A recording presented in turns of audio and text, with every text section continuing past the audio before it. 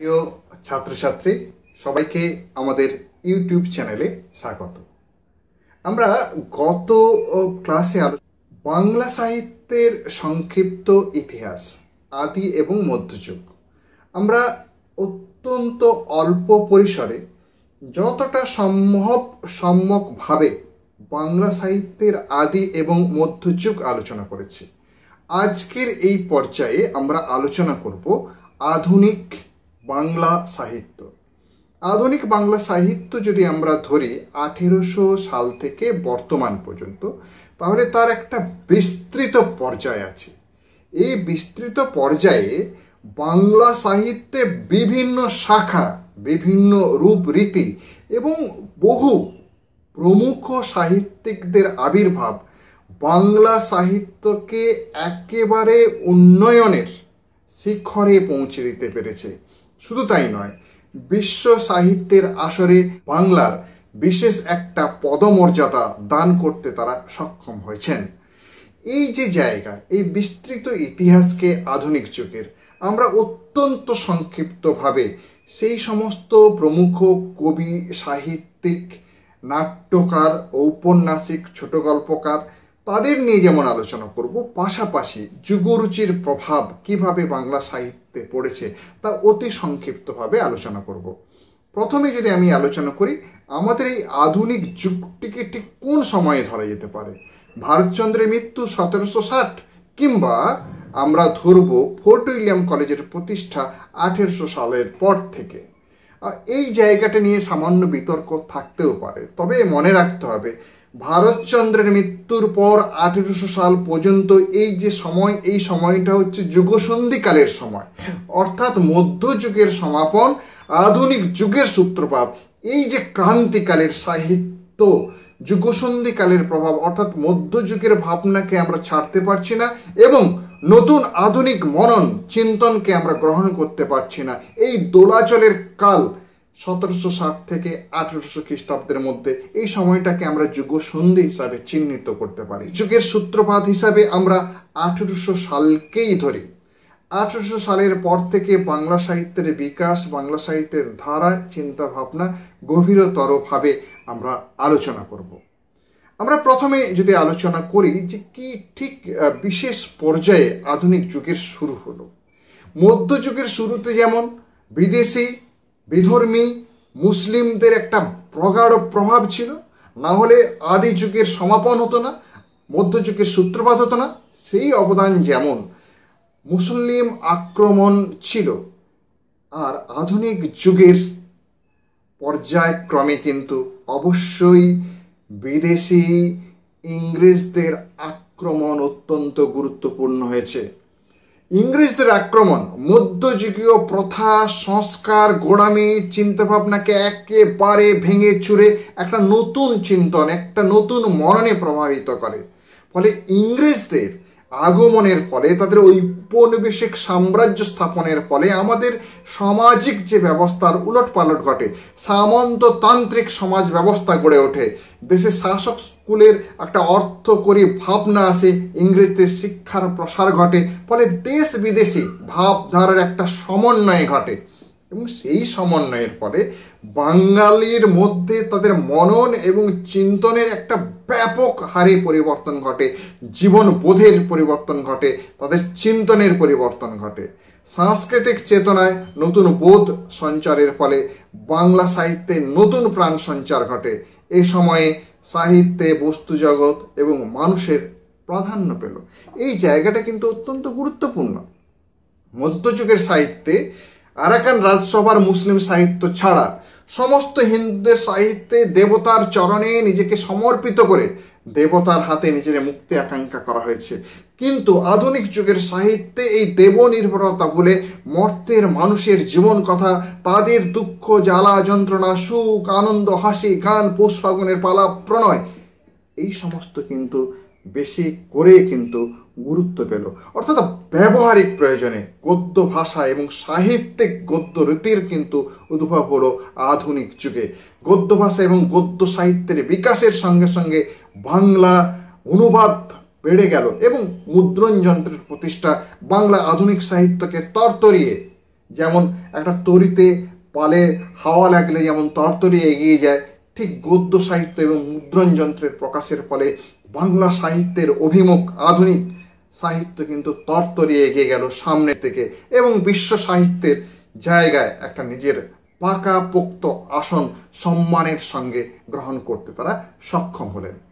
বাংলা গদ্য সাহিত্যের বিকাশে একেবারে সূতিকাগারে যারা আত্মপ্রত্যয়ের সঙ্গে বাংলা গদ্যকে এগিয়ে নিয়ে গিয়েছিলেন তারা অবশ্যই শ্রীরামপুর মিশনারি।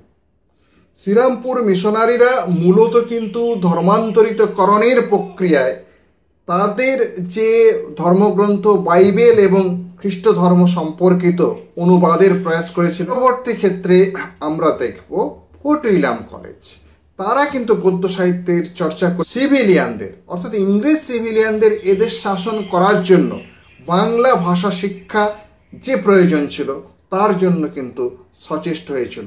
ধর্মান্তরিতকরণের জন্য হোক কিংবা ইংরেজ সিভিলিয়ানদের শিক্ষা দেওয়ার জন্য যে কারণেই হোক না কেন, বাংলা গদ্যকে তার সূতিকাগারে বিকশিত করার লক্ষ্যে ফোর্ট উইলিয়াম কলেজ এবং শ্রীরামপুর মিশনারিদের অবদান অবস্মরণীয়। 1774 সালে এদেশের বিচার ব্যবস্থার প্রয়োজনে ইংরেজি আইনের বঙ্গানুবাদ প্রয়োজন ছিল। হ্যালহেডের বাংলা শিক্ষার জন্য গ্রামার অব বেঙ্গলি ল্যাঙ্গুয়েজ 1778 সালে প্রকাশ পায় এবং বিহার উড়িষ্যার ফৌজদারি বিধি 1791, কর্নওয়ালিস কোড 1793, এই গ্রন্থগুলো কিন্তু বাংলা গদ্য চর্চার ক্ষেত্রে একটা গুরুত্বপূর্ণ অবস্থান করে। 19বিংশ শতাব্দী একেবারে প্রথম শাসিত শ্রীরামপুরে তাদের চর্চা করা হয়। 1800 খ্রিস্টাব্দে মিশন প্রতিষ্ঠা করে, খ্রিস্ট ধর্ম প্রচারের জন্য বাইবেল এবং অন্যান্য গ্রন্থ বাংলায় রচনা করে। কেরি অনুমোদিত মঙ্গল সমাচার মতীয় 1800 খ্রিস্টাব্দে পঞ্চানন কর্মকারের সহায়তায় বাংলা অক্ষর মুদ্রিত ও প্রকাশিত হয়। 1801 সালে নিউ টেস্টামেন্টের সম্পূর্ণ এবং ওল্ড টেস্টামেন্টের কিছু অংশ মুদ্রিত। শ্রীরামপুর মিশনারি কেবলমাত্র তাদের যে খ্রিস্টীয় ধর্মীয় প্রচারের মধ্যে সীমাবদ্ধ ছিল না, তারা শ্রীরামপুর মিশনারি থেকে কীর্তিবাসী রামায়ণ, কাশিদাসী মহাভারত সহ সংস্কৃত গ্রন্থ সম্পাদনা করেন। ব্যাকরণ অভিধানে সাময়িক পত্র প্রকাশ করে বাংলার গদ্য সাহিত্য এবং বাংলা সাহিত্যের সারস্বত সাধনাকে কিন্তু তারা এগিয়ে নিয়ে গিয়েছিলেন। এটা কিন্তু শ্রীরামপুর মিশনারিজদের একটা অত্যন্ত গুরুত্বপূর্ণ অবদান। এরপরে যদি দেখি আমরা ফোর্ট উইলিয়াম কলেজ, আমি আগেই বলেছি ফোর্ট উইলিয়াম কলেজের প্রতিষ্ঠা মূলত হয়েছিল ইংরেজ সিভিলিয়ানদের বাংলা ভাষা শিক্ষার দেওয়ার প্রয়োজনে এবং তাদের বাংলা ভাষা শিক্ষা দেওয়ার প্রয়োজনে যে পাঠ্যপুস্তক তৈরি করার প্রয়োজন ছিল, সেই পাঠ্যপুস্তক তৈরি করার মধ্য দিয়ে কিন্তু বাংলা গদ্য সাহিত্যের একটা গতিমুখ পেল। সেখানে শুধুমাত্র উইলিয়াম কেরি নয়, সেই ফোর্ট উইলিয়াম কলেজের অধ্যাপকগণ তাদের মতো করে তারা নিজেরা বহু বাংলা গদ্য সাহিত্য রচনা করেছিল। বাংলা শিক্ষক মুন্সি রামরাম বসু, রাজা প্রতাপাদিত্য চরিত্র 1801, লিপিমালা 1802, স্বয়ং কেরি উইলিয়াম কেরি কি লিখেছিলেন কথোপকথন 1801, ইতিহাসমালা 1812, প্রধান পণ্ডিত মৃত্যুঞ্জয় বিদ্যালঙ্কারের 32 সিংহাসন 1802, হিতোপদেশ 1808, দুটি অনুবাদ গ্রন্থ এবং রাজাবলী 1808 এবং প্রবোধ চন্দ্রিকা 1813, দুটি মৌলিক গ্রন্থ রচনা করেন।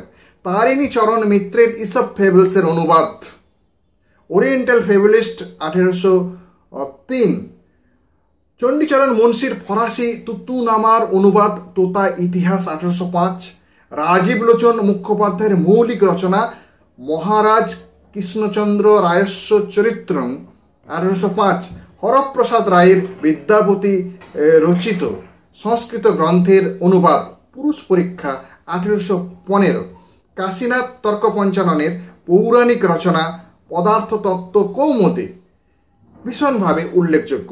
গোলকনাথ শর্মা কলেজের সঙ্গে যুক্ত না থাকলেও তার বই হিতোপদেশ 1802 কেরের উদ্যোগে শ্রীরামপুর থেকে মুদ্রিত হয় এবং কলেজ পাঠ্য হিসাবে তা কিন্তু প্রচলন। উইলিয়াম কলেজের যে বাংলা গদ্য আরবি ফার্সি শব্দের একটা বহুল ব্যবহার, অর্থাৎ ইসলামিক শব্দ চয়ন সেখানে ছিল।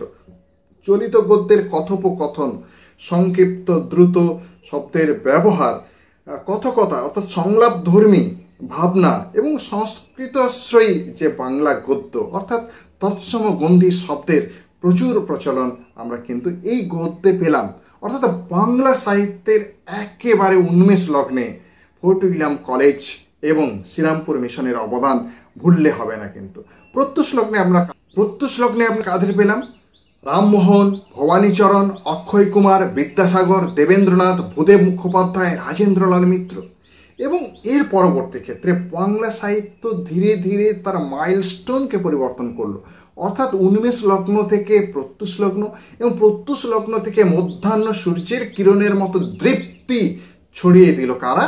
মধ্যাহ্ন সেই সূর্য বঙ্কিমচন্দ্র চট্টোপাধ্যায় এবং তার অনুসারী লেখকগণ সঞ্জীব চন্দ্র, চন্দ্রনাথ বসু, অক্ষয় কুমার সরকার, হরপ্রসাদ শাস্ত্রী, রামেন্দ্র সুন্দর ত্রিবেদী। অর্থাৎ বাংলা সাহিত্য একেবারে গদ্য ভাবনার মধ্যাহ্ন সূর্যে উপনীত হলো এবং তার পরিণতি অবশ্যই রবীন্দ্রনাথের হাতে। বাংলা গদ্য চর্চার প্রবন্ধের বিকাশের মিশন থেকে প্রকাশিত দিগদর্শন সমাচার দর্পণের সূচনা হয়।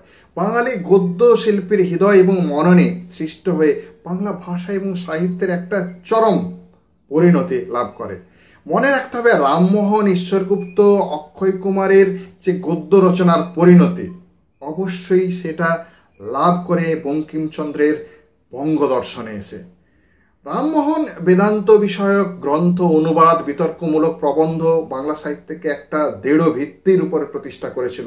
বিদ্যাসাগরের অনুবাদ এবং তার মৌলিক গ্রন্থ এবং তার গদ্য সাহিত্যের সরলতা এবং সজীবতা, অর্থাৎ বাংলা সাহিত্যের যে গদ্যের প্রাণ পুরুষ বিদ্যাসাগর, সেই তার ভাবনা তার গদ্যের মধ্যে কিন্তু আমরা পেলাম। অক্ষয় কুমার তাকে দান করেছেন মনন এবং ভাব প্রকাশের উপযোগী। প্যারীচাঁদ, কালীপ্রসন্ন কতগুলো সরস খণ্ডচিত্র উপস্থাপনা করে বাংলা গদ্যকে মানুষের কাছে, পাঠকের কাছে বোধগম্য করে তুলেছেন। মনে রাখতে হবে বঙ্কিমচন্দ্র কিন্তু বাংলা গদ্যকে তার প্রবন্ধে, উপন্যাসে, চিন্তা প্রধান, রসপ্রধান দুটো ধারাতেই সমানভাবে অত্যুচ্চ পরিণতি দান করেছেন। বঙ্গদর্শনে যেমন তিনি একাধারে স্রষ্টা, অপরদিকে শাসকের ভূমিকায় নীতিনিষ্ঠ নিয়ম ধারায় তিনি কিন্তু লেখক গোষ্ঠী তৈরি করেছেন, বাংলা গদ্যকে এগিয়ে নিয়ে গেছেন। বঙ্কিমচন্দ্র এদিক থেকে যুগস্রষ্টা, অবশ্যই সমালোচনার ধারায় তিনি কিন্তু একটা নতুন গতিমুখ দান করলেন। পার্সম্যানের সম্পাদনায় শ্রীরামপুর থেকে 1818 খ্রিস্টাব্দে এপ্রিলে প্রথম বাংলা মাসিক পত্রিকা দিগদর্শন। 1821 সালে 14 জুলাই সমাচার দর্পণ হিন্দু ধর্মকে নিন্দা করেই তার প্রকাশ হয়। 1821 খ্রিস্টাব্দে দ্বিভাষিক পত্রিকা ব্রাহ্মণ সেবধি প্রকাশ হয়।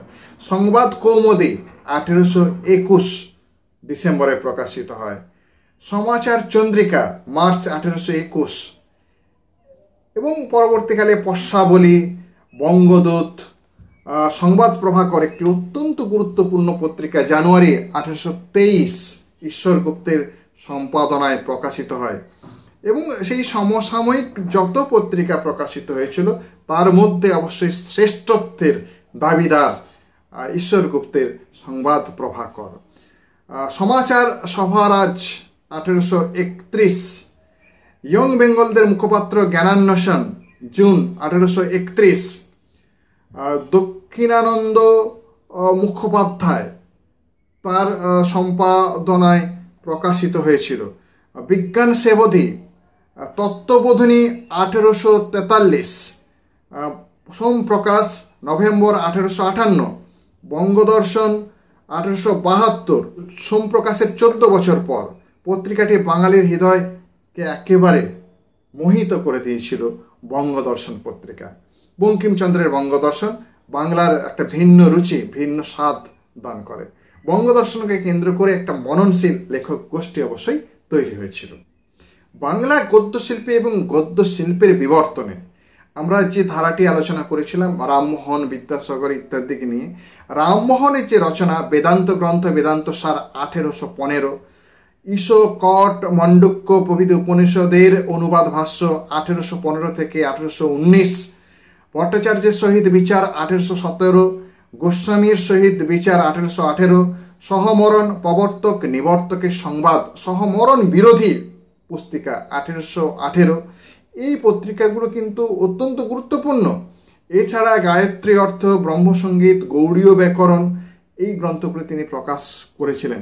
ঈশ্বরচন্দ্র বিদ্যাসাগর, ঈশ্বরচন্দ্র বিদ্যাসাগরের বিধবা বিবাহ প্রচলন হওয়া উচিত কিনা এতদ বিষয়ক প্রস্তাব 2 খণ্ডে 1855, সংস্কৃত ভাষা ও সংস্কৃত সাহিত্য শাস্ত্র বিষয়ক প্রস্তাব 1853, বহু বিধবা রহিত হওয়া উচিত কিনা এতদ বিষয়ক বিচার 1ম খণ্ড 1871 এবং ওই গ্রন্থের 2য় খণ্ড 1873, প্রভাবতী সম্ভাষণ 1892, বিদ্যাসাগর চরিত 1891 উল্লেখযোগ্য।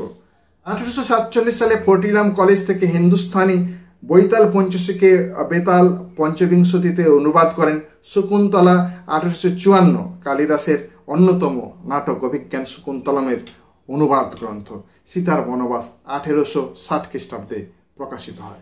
ভবানীচরণ বন্দ্যোপাধ্যায় 1887 থেকে 1848, তিনি বাংলা সাহিত্যে রামমোহন যে সাধুগদ্যের ভিত গড়েছিল, বিদ্যাসাগর তাকে একটা নির্দিষ্ট চিন্তা ভাবনার সরলতা দান করেছিল। সেই পথেই ভবানীচরণ বন্দ্যোপাধ্যায়ের বিকাশ। সেক্ষেত্রে আমরা দেখব নববাবু বিলাস 1825, কলকাতা কমলালয় 1823, বাবু সমাজের জীবন্ত বর্ণনা সেখানে পাওয়া যায়। দ্যুতি বিলাস 1825 এবং নববিবি বিলাস 1830 এগুলো উল্লেখযোগ্য। প্যারীচাঁদ মিত্র বাংলা সাহিত্যের একটা অত্যন্ত গুরুত্বপূর্ণ, টেকচাঁদ ঠাকুর তার ছদ্মনাম। সেই প্যারীচাঁদ মিত্রের লেখা বাংলা সাহিত্যে আলালের ঘরে দুলাল 1858 একটা সামাজিক নকশাধর্মী উপন্যাস, এবং এই গ্রন্থ বাঙালির হৃদয়ে বাঙালির চিন্তা এবং বাংলা গদ্যের বিকাশের ক্ষেত্রে অত্যন্ত গুরুত্বপূর্ণ অবদান আছে। মদ খাওয়া বড় দায়, জাত রাখার কি উপায় 1859, রামারঞ্জিকা 1861, কৃষিপাঠ 1861, অভেদী 1871, এই সমস্ত গ্রন্থগুলো অত্যন্ত উল্লেখযোগ্য প্যারীচাঁদ মিত্রের। কালীপ্রসন্ন সিংহ 1840 থেকে 1870, মাত্র 30 বছর বেঁচে ছিলেন। তার বিদ্যোৎসাহিনী পত্রিকা 1855 সালে প্রকাশ করেন। হুতুম প্যাচার নকশার 1ম খণ্ড 1862 সালে প্রকাশ করেন।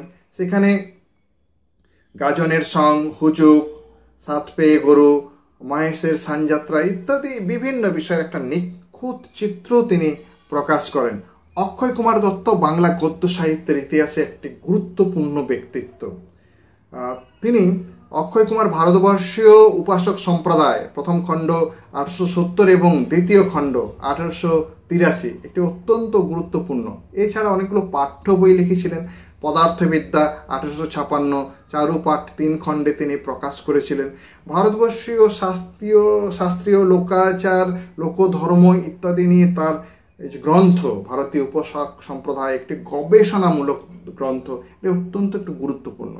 ভূদেব মুখোপাধ্যায় বাংলা সাহিত্যে একটি গুরুত্বপূর্ণ। তার পারিবারিক প্রবন্ধ 1882, সামাজিক প্রবন্ধ 1892, আচার প্রবন্ধ 1895, বিবিধ প্রবন্ধ ইত্যাদির জন্য তিনি অত্যন্ত খ্যাত। যুগসন্ধিকালের কবিতা এটি অত্যন্ত গুরুত্বপূর্ণ বিষয়। যে সময় আমরা কবিওয়ালাদের পেয়েছিলাম, রাম বসু, হরু ঠাকুর, দাশু রায় অর্থাৎ দাশরথী রায়, এদের যে সাহিত্য সাধনা অর্থাৎ সামন্ততান্ত্রিক সমাজ ব্যবস্থার ভাব পরিমণ্ডল, অপরদিকে ইংরেজ রাজনৈতিক রাষ্ট্রীয় চিন্তাভাবনা, এ দুটো মেলবন্ধনে একটা অত্যন্ত গুরুত্বপূর্ণ ধর্মভাবযুক্ত খণ্ড কবিতায় দেশকালকে বেঁধে ফেলতে চেয়েছিলেন কবিওয়ালারা। কবিওয়ালারা সাধারণত আমরা পাই 1760 থেকে 1830 এই সময়ের মধ্যে। যুগসন্ধিকালের কবি ঈশ্বর গুপ্ত অত্যন্ত বিখ্যাত। প্রবোধ প্রভাকর 1858, জীবন বৃত্তান্ত কাব্য সংকলন 1855, মৃত্যুর পর প্রকাশিত হয় হিত প্রভাকর 1863। যুগসন্ধিকালের কবি ঈশ্বরগুপ্ত শুধুমাত্র সংবাদপত্রের সম্পাদক ছিলেন না, কবি হিসাবে যথেষ্ট তিনি কৃতিত্বের স্বাক্ষর রেখেছেন। রঙ্গলাল বন্দ্যোপাধ্যায় অত্যন্ত গুরুত্বপূর্ণ আধুনিক এবং শিক্ষিত ইংরেজি সাহিত্যে শিক্ষিত রঙ্গলাল বন্দ্যোপাধ্যায় তার ভাষা এবং সাহিত্যের প্রতি ভালোবাসার নিবিড় চর্চা আমরা পাই। কোথায় পাই?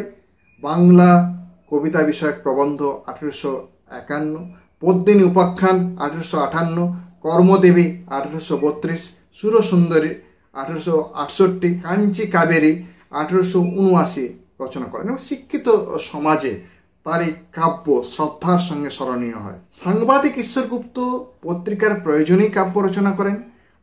প্রথাসিদ্ধ যে লেখা তার থেকে তিনি বেরিয়ে এসে সাময়িক পত্রের একটা জীবনাশ্রয়ে লেখা কবিতা তিনি প্রকাশ করতে চাইলেন। দেশ কাল চেতনা তার কবিতার মধ্যে আমরা অত্যন্ত স্পষ্টভাবে পাই। জীবনবোধের গাঢ়তার পাশাপাশি তিনি ব্যঙ্গ রসাত্মক উপস্থাপনা করে বাঙালির পাঠক হৃদয়ের মনকে হরণ করেছিলেন। কবি সাংবাদিক ঈশ্বরগুপ্ত ঊনবিংশ শতাব্দীর প্রথমার্ধে একাধিপত্য সন্ধিকালের চিন্তা চেতনার পর আমরা একেবারে গভীরতরভাবে আধুনিক বাংলা চর্চা পেলাম মাইকেল মধুসূদনের সাহিত্য সম্ভার থেকে। তারপরে হেমচন্দ্র বন্দ্যোপাধ্যায়, নবীনচন্দ্র সেন, বিহারীলাল চক্রবর্তী, সুরেন্দ্রনাথ মজুমদার, গোবিন্দচন্দ্র দাস, দেবেন্দ্রনাথ সেন, অক্ষয় কুমার বড়াল, দ্বিজেন্দ্রলাল রায়, দ্বিজেন্দ্রনাথ ঠাকুর এবং মহিলা কবি গোষ্ঠীদের সাহিত্যে আমরা এই পর্যায়ে এই সমস্ত সাহিত্যিকদের নিয়ে আলোচনা করার প্রয়াস করছি। অর্থাৎ যুগসন্ধি সময়ে ইংরেজদের যে ঔপনিবেশিক সত্তায় সমাজ, রাজনৈতিক, রাষ্ট্রিক যে পরিবর্তন এলো এবং সাংস্কৃতিক পরিবর্তনের একটা জাতির মননে একটা নীরব বিপ্লব ঘটে গেল। মধ্যযুগীয় সংস্কার, মধ্যযুগীয় ধর্ম সংস্কার, তার প্রথা, বদ্ধতা, চিন্তা, চেতনা, মনন ধীরে ধীরে পরিবর্তিত হয়ে বাঙালির জগৎ এবং জীবন সম্পর্কে একটা নতুন চিন্তাভাবনা, একটা নতুন বোধের জগৎ আমরা পেলাম।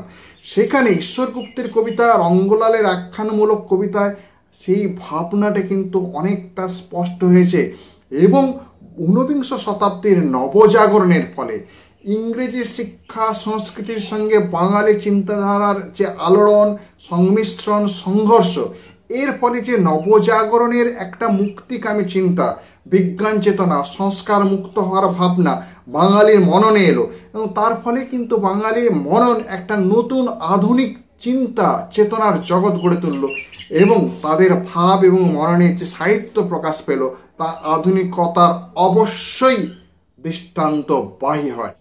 বাঙালির আখ্যান কাব্য, মহাকাব্য এবং গীতিকাব্য এই তিনটি ধারায় তার বিকাশ আমরা কিন্তু স্পষ্টতই লক্ষ্য করতে পারব। রঙ্গলাল বন্দ্যোপাধ্যায় আধুনিক শিক্ষায় শিক্ষিত, নতুন জীবন বোধের, জীবন আদর্শের গভীর চেতনায় উদ্দীপিত। তার সাহিত্যে ইংরেজি রোমান্টিকতার যেমন প্রভাব আছে, তেমনি ভারতীয় সাহিত্য, ভারতীয় ঐতিহ্যকে প্রকাশ করার গভীরতর প্রয়াসও ছিল। রঙ্গলাল বন্দ্যোপাধ্যায়ের আমরা পদ্মিনী উপাখ্যান 1858 সাল, টডের annals and antiquities of Rajasthan থেকে আলাউদ্দিনের যে চিতোর অবরোধ, পদ্মিনীর স্বীয় সতীত্ব রক্ষার জন্য চিতায় আত্মবিসর্জন, এই মহিমাময় কাহিনী কিন্তু এখানে প্রকাশ পেয়েছে। কর্মদেবী 1852 ও সুরসুন্দরী 1868। উড়িষ্যার ইতিহাসকে কেন্দ্র করে রোমান্টিক কাহিনী কাঞ্চি কাবেরী 1879 সালে রচিত করেন। আখ্যানমূলক কাব্যধারায় রঙ্গলালের অভিনবত্ব পাঠক হৃদয়কে কিন্তু যথেষ্টভাবে প্রভাবিত করে এবং পরবর্তীকালে আমরা দেখব হেমচন্দ্র বন্দ্যোপাধ্যায় 1838 থেকে 1903 বীরবাহু কাব্য 1864 খ্রিস্টাব্দের একটি অত্যন্ত গুরুত্বপূর্ণ রচনা।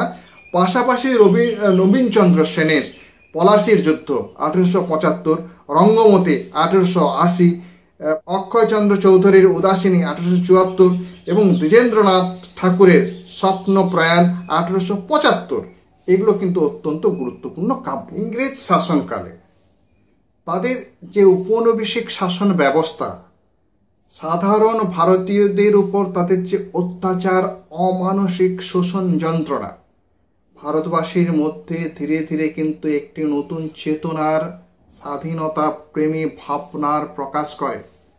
ইংরেজ শাসনে শিক্ষা, দীক্ষা, সমাজ, ধর্ম, নীতিতে একটা নতুন পরিবর্তন এসেছিল ঠিকই। ইংরেজ শাসনের অত্যাচার কিন্তু বাঙালিদের মনে একটা প্রবল দেশপ্রেমিক সত্তাকে প্রকাশ করে এবং সেই ভাবনা ধীরে ধীরে কিন্তু বাংলা সাহিত্যে প্রকাশিত হয়। ইংরেজ শাসনে শোষণে জর্জরিত ভারতীয়রা প্রতিবাদ এবং প্রতিরোধের ভাষা তাদের সাহিত্যের মধ্য দিয়ে প্রকাশ করেছিল। এক্ষেত্রে রামমোহন বিদ্যাসাগরের কর্মযজ্ঞ, পাশ্চাত্য শিক্ষা, সনাতনী শিক্ষা ব্যবস্থার আধুনিকরণের তাগিদ, আধুনিক মনন, স্বদেশ স্বজন এবং নারী পুরুষদের ব্যক্তিত্ব ভাবনা, সমাজ সংস্কৃতির যুগান্তকারী পরিবর্তন, একটা নতুন ভাবনা এই মহাকাব্য সৃষ্টি ধারায় আমরা পেলাম। মধুসূদন দত্ত তার তিলোত্তমা সম্ভব কাব্য 1860 এবং মেঘনাদ বধ কাব্য, মহাকাব্যিক আঙ্গিক এখানে কিন্তু ফুটে ওঠে। তবে এটি কাব্য ভাষা এবং ছন্দের মৌলিক পরিবর্তন লক্ষ্য করা যায়, কিন্তু মহাকাব্যিক যে ভাবনা তার, সেই ভাবনাটা কিন্তু স্পষ্ট প্রকাশিত হয় মেঘনাদ বধ কাব্যে 1861 সালে। মেঘনাদ বধ কাব্য কিন্তু তার অত্যন্ত একটি গুরুত্বপূর্ণ মহাকাব্য। সমালোচনা সত্ত্বেও এটি যে অসামান্য সৃষ্টি এবং তার কবিত্বকে স্পষ্ট প্রকাশ করেছে তা কিন্তু অস্বীকার করার উপায় নেই। এর পাশাপাশি আমরা পেয়েছি হেমচন্দ্র বন্দ্যোপাধ্যায় 1838 থেকে 1903, নবীনচন্দ্র সেন 1847 থেকে 1909 উল্লেখযোগ্য। হেমচন্দ্র এবং নবীনচন্দ্রের আখ্যান সম্পর্কে আমরা যদি জানাই, তবে হেমচন্দ্রের বিদ্রোহ সংহার প্রথম খণ্ড 1875 এবং দ্বিতীয় খণ্ড 1877, এই কাব্যে প্রসিদ্ধি তিনি অর্জন করেছেন। মধুসূদন যেমন রামায়ণের কাহিনীকে আশ্রয় করেছেন, রাম লক্ষ্মণের কথা বলেছেন, ঠিক সেইভাবে হেমচন্দ্র পুরাণ ও ভক্তিবাদের প্রতিষ্ঠায় অধিক মনোযোগী হয়েছিলেন। তিনি পুরাণের বিদ্রোহ সংহারকে কেন্দ্র করে স্বদেশ বোধের, স্বদেশ প্রেমের চিন্তাকে প্রকাশিত করেন এই কাব্যে। নবীনচন্দ্র তার ত্রয়ী মহাকাব্য রৈবতক 1887, কৃষ্ণের আদিলীলা, কুরুক্ষেত্র 1893, মধ্যলীলা এবং প্রভাস 1896, অন্তিম লীলা এখানে তিনি প্রকাশ করেন। তত্ত্রয়ী মহাকাব্য 19 শতকে সমাজ, নীতি, আদর্শ বোধের প্রভাব অত্যন্ত সুন্দরভাবে প্রকাশিত হয়েছে। আমরা যদি দেখি তাহলে মধুসূদনের মেঘনাদ বধ কাব্য 1861 থেকে নবীনচন্দ্রের প্রভাস 1896, এই যে 35 বছরের সময়কাল, এই সময়কাল ছিল মহাকাব্য যুগে স্ফুরণের সময়। গীতি কবিতার পাঠে আমরা প্রথম পাব মেঘনাদ বধ কাব্যের রচয়িতা মাইকেল মধুসূদন দত্তকে। তার বীরাঙ্গনা 1862, ওভিদের হেরোইডাস অবলম্বনে রচিত অত্যন্ত সুন্দর একটি গীতিকাব্য। পত্র কাব্যের স্টাইলে লেখা হয়েছে, অবশ্যই পত্র কাব্য। বীরাঙ্গনা কাব্যের রচনার 4 বছর পরে 1866 সালে তিনি প্রকাশ করলেন চতুর্দশপদী কবিতাবলী। সেখানে ইউরোপীয় সনেটের অনুকরণ করে বাংলা কাব্যের চতুর্দশপদী কবিতাবলী প্রবর্তন করেন, যেখানে তার একটা মহাকাব্যিক নাট্যিক পত্রাবলী যে ব্যক্তিত্ব প্রকাশ করেছিল, তার অন্তরঙ্গ অভিলাষ, আত্মভাবনার একটা সুন্দর প্রকাশ কিন্তু আমরা এই সনেটের মধ্য থেকে পাই। হেমচন্দ্র বন্দ্যোপাধ্যায় 1838 থেকে 1903, চিন্তা তরঙ্গিনী 1861, কবিতাবলী প্রথম 1870, দ্বিতীয় 1880, চিত্ত বিকাশ 1898, নবীনচন্দ্র সেনের অবকাশ রঞ্জনী 1871, দ্বিতীয় খণ্ড 1878, বিহারীলাল চক্রবর্তী 1835 থেকে 1894 সাল, তার সঙ্গীত শতক 1862, বঙ্গসুন্দরী 1870, নিসর্গ সন্দর্শন 1870, বন্ধু বিয়োগ 1870, প্রেম প্রবাহিনী 1870, শারদা মঙ্গল 1879, সাধের আসন 1889, অত্যন্ত বিখ্যাত গ্রন্থ, যাকে রবীন্দ্রনাথ ঠাকুর ভোরের পাখি হিসাবে সূচিত করতে চেয়েছেন। সুরেন্দ্রনাথ মজুমদার 1838 থেকে 1878, তার লেখা মহিলা 1880, দ্বিতীয় খণ্ড 1883 কাব্য রচনা করেন। জায়া, জননী এবং ভগনীর ক্রিয়দাংশ রচনার পর আবেগ সংযত একটি ক্লাসিক্যাল রোমান্টিক দৃষ্টিভঙ্গির পরিচয় এখানে আছে। গোবিন্দচন্দ্র দাস, দেবেন্দ্রনাথ সেন, অক্ষয় বড়ালের কাব্যগ্রন্থ অত্যন্ত উল্লেখযোগ্য। অক্ষয় বড়ালের এসা 1912 খ্রিস্টাব্দ, এটি একটি শোককাব্য। মৃত্যু, অশৌচ, শোক, সান্ত্বনা, এই 4টি স্বর্গে এসা রচিত। দ্বিজেন্দ্রলাল রায় 1858 থেকে 1920, মধুসূদন বঙ্কিমের মতো ইংরেজি ভাষায় দক্ষ তিনি ছিলেন। প্রথম কাব্যগ্রন্থ আর্যগাথা 1882, 1893 তৃতীয় খণ্ড, এবং হাসির গান 1900। দ্বিজেন্দ্রলাল ঠাকুর। মহিলা কবি গোষ্ঠীর মধ্যে গিরীন্দ্রী মোহিনী দাসী 1858 থেকে 1924, কামিনী রায় 1864 থেকে 1933, মানকুমারী বসু, এরা অত্যন্ত গুরুত্বপূর্ণভাবে মহিলা কবি। এরপরে আমরা আলোচনা করব বাংলা রঙ্গমঞ্চ বা নাট্যমঞ্চ বা নাটক। বাংলা নাটকের সূত্রপাত কিন্তু ইংরেজদের হাত ধরে। ইস্ট ইন্ডিয়া কোম্পানির কিছু নাট্যপ্রেমী ব্যক্তিগণ তাদের উৎসাহ এবং আগ্রহে 1853 খ্রিস্টাব্দে কলকাতায় প্রথম ইংরেজি নাটক প্লে হাউস প্রতিষ্ঠিত হয়। 1876 খ্রিস্টাব্দে কলকাতায় জনপ্রিয় ক্যালকাটা থিয়েটার নামান্তরে নিউ প্লে হাউস প্রতিষ্ঠা লাভ হয়, এবং এর এবং শাশুসির প্রতিষ্ঠা যথাক্রমে 1813 এবং 1839 খ্রিস্টাব্দে। সেই যুগে প্রসিদ্ধি লাভ করেছিল এই সমস্ত নাট্যমঞ্চগুলি।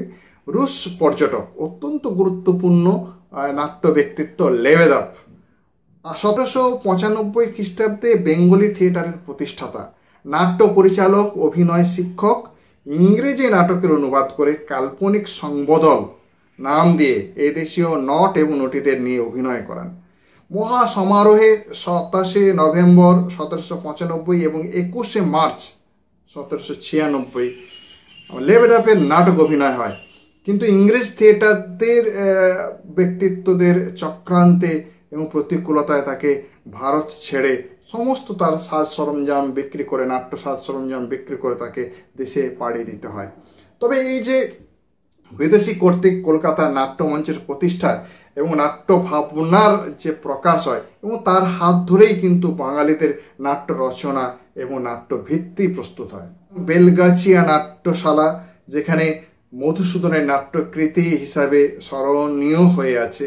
রামনারায়ণ মৌলিক রচনা এবং জনপ্রিয়তায় বেলগাছিয়ায় রত্নাবলী 31 জুলাই 1858 সালে প্রকাশিত হয়। পরবর্তী দুটি নাট্যশালা পাথুরিয়া ঘাটা বঙ্গ নাট্যালয় এবং শোভা বাজার প্রাইভেট থিয়েট্রিক্যাল সোসাইটির পারিবারিক উদ্যোগে আয়োজন 1865 সালে প্রতিষ্ঠিত হয়। বিদ্যাসুন্দর এবং রামনারায়ণের যেমন কর্ম তেমনি ফল নাটক সেখানে প্রকাশিত হয়। শোভা বাজারের মতো জোড়াসাঁকো নাট্যশালায় 1867 প্রথম কি হয়, মাইকেল মধুসূদন দত্তের কৃষ্ণকুমারী, পরে একেই কি বলে সভ্যতার অভিনয় হয়। দুটিতেই যতীন্দ্রনাথ ঠাকুর অভিনয় করেছিলেন, এবং রামনারায়ণকে দিয়ে বহু বিবাহ নাটক নবনাটক 1867 সালে প্রকাশ করা হয়। এছাড়া আমরা পাবো মনোহর বসুর রামাভিষেক 1864, সতী 1874 এবং হরিশ্চন্দ্র 1875 নাটক অভিনয় হয়। এই সমস্ত নাট্যশালা বাগবাজার অ্যামেচার থিয়েটারে নামান্তরে শ্যামবাজার নাট্য সমাজ শখের রঙ্গালয় প্রতিষ্ঠা হয়। সেখানে বহু নাটক প্রকাশিত। মধুসূদন সান্যালের বাড়ির উঠোন মঞ্চে ন্যাশনাল থিয়েটারে উদ্বোধন হয়। এই অভিনীত নাটক ছিল দীনবন্ধু মিত্রের নীল দর্পণ। থিয়েটারে ধনী ব্যক্তিদের উদ্যোগ এবং জনসাধারণের মধ্যে এসে পৌঁছায়। এই প্রধানত নাট্যমঞ্চের প্রয়োজনেই নাটক। সংস্কৃত এবং ইংরেজি নাটকের অনুবাদ সেদিকে অসতৃপ্তি ঘটাচ্ছিল না।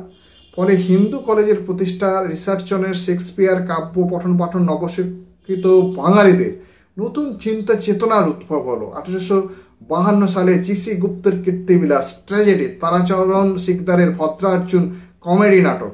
প্রথমোক্ত জন শেক্সপিয়ারকে স্মরণ করে নাটকে নান্দি সূত্রধারা এনেছেন। হরচন্দ্র শেক্সপিয়ারের নাটকের অনুবাদ দিয়ে শুরু করেছিলেন। রামনারায়ণের আবির্ভাব সমাজ চেতনা সম্পন্ন চিন্তাভাবনায়, সমাজ সংস্কারের চিন্তাভাবনায় নাটক দিয়ে কুলীনকুল সর্বস্ব নবনাটক দুটি ফরমাইশিয়া নাটক পুরস্কারও পেয়েছিল। ইংরেজি বিদ্যাচর্চা তার তেমন ছিল না, তথাপি নাটককে সমাজের জন্য জীবন্ত করে তিনি তুলতে সক্ষম হয়েছিলেন।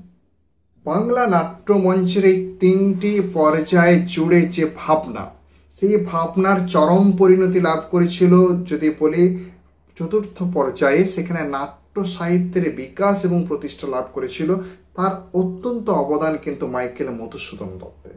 তিনি অনেক কুনাট্য রঙ্গে মজে লোক রাঢ়বঙ্গে, এই যে ভাবনা, এই ভাবনা নিয়ে তার সাহিত্য রচনা শুরু হলো এবং তিনি রচনা করলেন শর্মিষ্ঠা 1859 খ্রিস্টাব্দে, পদ্মাবতী 1860 অ্যাপেল অফ ডিসকর্ড অবলম্বনে।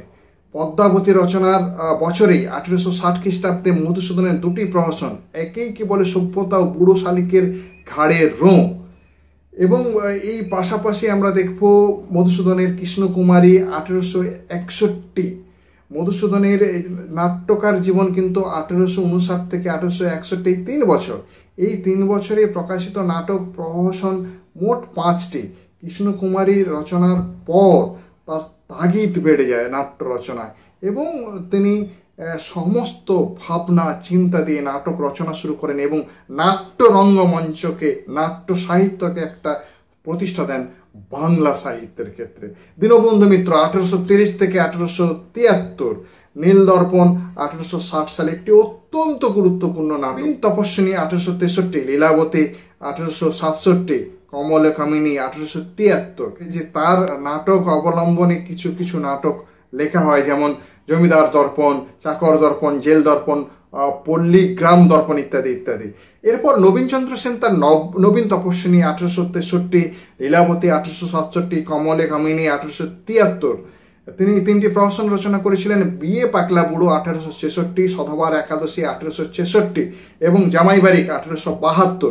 দীনবন্ধু মিত্রের নীলদর্পণ একটি অসামান্য আত্মপ্রকাশ, অবশ্যই সে বাংলা সাহিত্য আন্দোলনে যথেষ্ট প্রভাব বিস্তার করেছিল।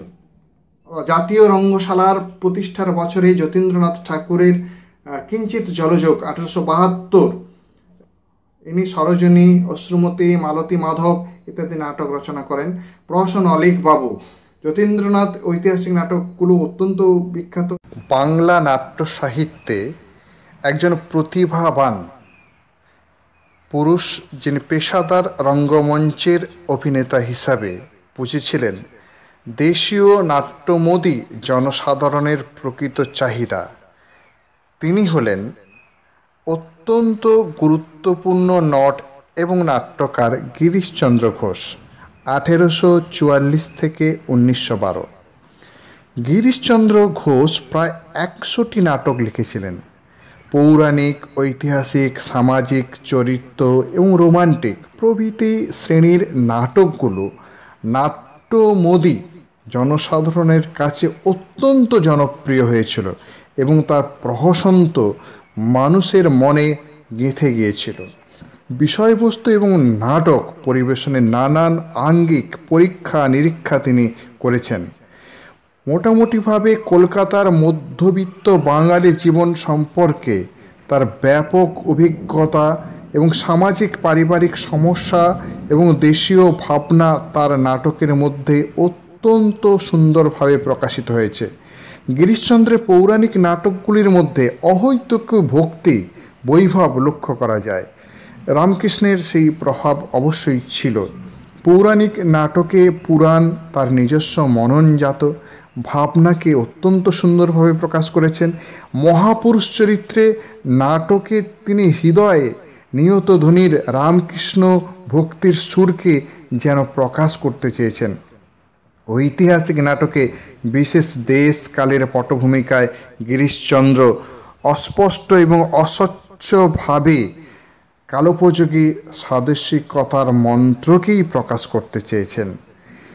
নট হিসাবে তার খ্যাতির ব্যাপ্তি অবশ্যই আমাদেরকে দীর্ঘকাল বাংলা সাহিত্যে স্মরণীয় করে রাখবে। মেঘনাদ বধকাব্য, পলাশীর যুদ্ধেরও তিনি নাট্যরূপ দিয়েছিলেন। তার নাটকগুলির মধ্যে গীতিনাট্য, আগমনী, অকালবোধন, দোল লীলা প্রথম দুটি ছদ্মনামে লেখেন। গিরিশচন্দ্রের নাট্য সাধনার প্রথম পর্বের যে নাট্যরূপ গীতিনাট্যের মধ্যে বেশি দিন তিনি আবদ্ধ থাকেননি। প্রথম মৌলিক নাটক আনন্দরহ 1881, রাবণবধ 1881, সীতার বনবাস 1882, জনা 1894। গিরিশচন্দ্রের কয়েকটি ধর্মপ্রবর্তক ও ধর্মব্যাখ্যাতা মনীষীর জীবনী নিয়ে নাটক, সেগুলি চৈতন্যলীলা 1885, নিমাই সন্ন্যাস 1885, বুদ্ধদেব চরিত 1885, বিল্বমঙ্গল 1886। তাছাড়া তিনি তার প্রফুল্ল নাটক 1889, হারানিধি 1890, বলিদান সামাজিক ভাবনাকে তিনি আনতে সক্ষম হয়েছেন। সিরাজউদ্দৌলা ঐতিহাসিক নাটক 1906, মীর কাসিম 1906, ছত্রপতি শিবাজি 1907 নাটকগুলি অত্যন্ত বিখ্যাত। বঙ্গভঙ্গ বিরোধী আন্দোলনের প্রেক্ষিতে এইগুলি রচনা। পরবর্তী ক্ষেত্রে আমরা আসবো অমৃতলাল 1853 থেকে 1929। তিনি বাংলা সাহিত্যে জনপ্রিয় বিদ্রুপাত্মক কৌতুক নাটকের প্রবর্তন করেন। তিল তর্পণ 1881, চাটুজ্জে বাড়ুজ্জে 1884, বাবু 1893, ব্যাপিকা বিদায় 1926। এই নাটকগুলো অত্যন্ত গুরুত্বপূর্ণ। এছাড়া গভীর জীবন রসের প্রকাশে তিনি হয়তো ব্যর্থ হয়েছেন, অমৃতলাল তেমন একটা সফল হননি, তবে তৎকালীন সমাজকে অনেকখানি তিনি তুলে ধরতে পেরেছেন। তার পূর্ণাঙ্গ কমেডি খাস দখল 1912। ক্ষীরোদপ্রসাদ বিদ্যাবিনোদ 1863 থেকে 1927 এবং দ্বিজেন্দ্রলাল রায় 1863 থেকে 1913। রবীন্দ্র সমসাময়িক সময়ে তাদের জন্ম, পরিমণ্ডল এবং ব্যাপ্তি, ফলে তাদের লেখায় রবীন্দ্র যুগের ভাবনাকে এড়িয়ে তাদের স্বতন্ত্র স্থান করে নিতে তাদের যে লড়াই এবং ব্যাপ্তি থাকা দরকার ছিল, সেই গুণ অবশ্য তাদের মধ্যে ছিল।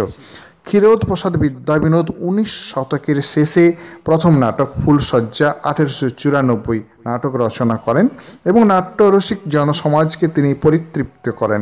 এছাড়া পৌরাণিক, ঐতিহাসিক, রোমান্টিক এই তিনটি শ্রেণীর নাটকেই তিনি সিদ্ধহস্ত ছিলেন।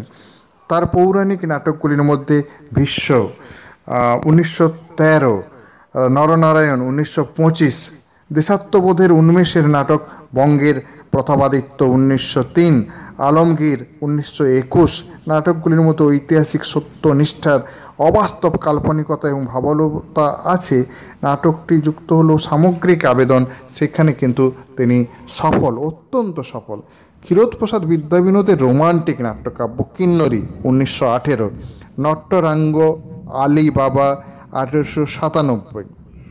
দ্বিজেন্দ্রলাল রায় বাংলা নাট্য সাহিত্যে এক অত্যন্ত কৃতি ব্যক্তিত্ব। তিনি মোট 20খানা নাটক লেখেন। তার প্রথম ঐতিহাসিক নাটক তারাবাই 1903, মেবার পতন 1908, শাহজাহান 1909, চন্দ্রগুপ্ত 1911 অত্যন্ত পরিচিত নাটক। ইতিহাস অনুসরণে কল্পনা এবং আদর্শবাদের তিনি প্রশ্রয় দিয়েছেন।